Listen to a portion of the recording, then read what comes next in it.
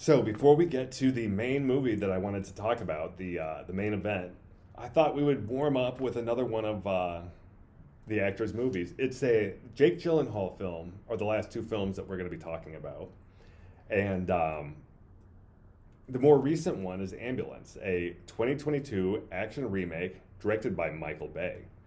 The film was originally a Danish film by screenwriter Lauritus Munch Peterson.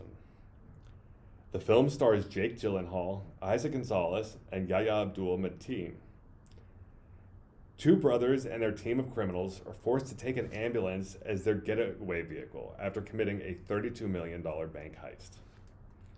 Injured police officer Zach, played by Jackson White, and EMT Cam Thompson, played by Isaac Gonzalez, aboard offer the outlaws protection from pursuing police. The criminals lead authorities on a bloody and violent chase in Los Angeles, with Cam tasked with keeping Zach alive during the chaos. Ambulance has the DNA of a Michael Bay film, though it doesn't feel like one. The quick and choppy cuts and the handheld close-ups and the intricate plot with many moving pieces and zesty characters are all Bay's signature techniques. However, this film contrasts with the rest by focusing more on the characters rather than the plentifully violent action. So it still has the action and violence and feel of a Michael Bay movie, although it's more character based, which is definitely a departure from what he normally does. Transformers and all that.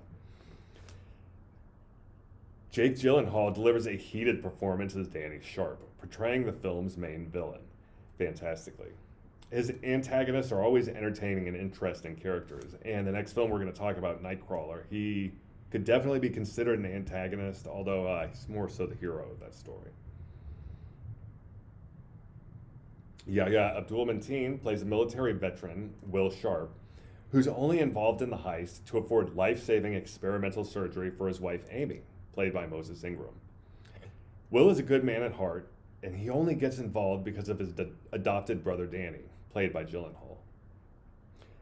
Isaac Gonzalez, as a trained EMT, Isaac Gonzalez, to prepare for the role, she trained as an EMT, and specifically, she looked at spleen surgery, and she also practiced with prosthetics. I had body pieces all over my house. My dog was confused, Gonzalez told Jimmy Kimmel Live. Gruesome special effects portray realistic wounds, and a graphic life-saving surgery becomes difficult at speeds over 50 miles an hour. The suspense and action are enjoyable and get better as the film progresses. A major highlight of this film is the unexpected nature of the action and the plot. Bay avoided a formulaic approach, and the results are fantastic.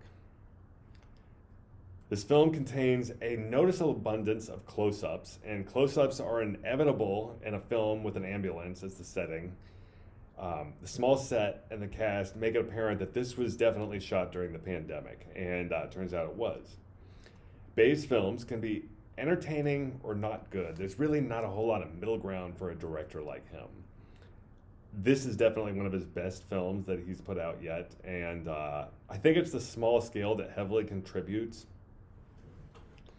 Maybe if Michael Bay was given smaller movies like this more often, he would make quality films like this. And I'm not saying that his films are bad. I've watched each and every one of the Transformer movies, which, interestingly, I think there's 5 of them, 6 if you include the spin-off. All 5 Transformer movies were directed by Bay himself. And that's pretty rare, because a lot of times you'll see a director, a big name director, start up a major series, and they don't feel like doing the sequels, so they'll pass it off to a different director, and they just kind of act as producers.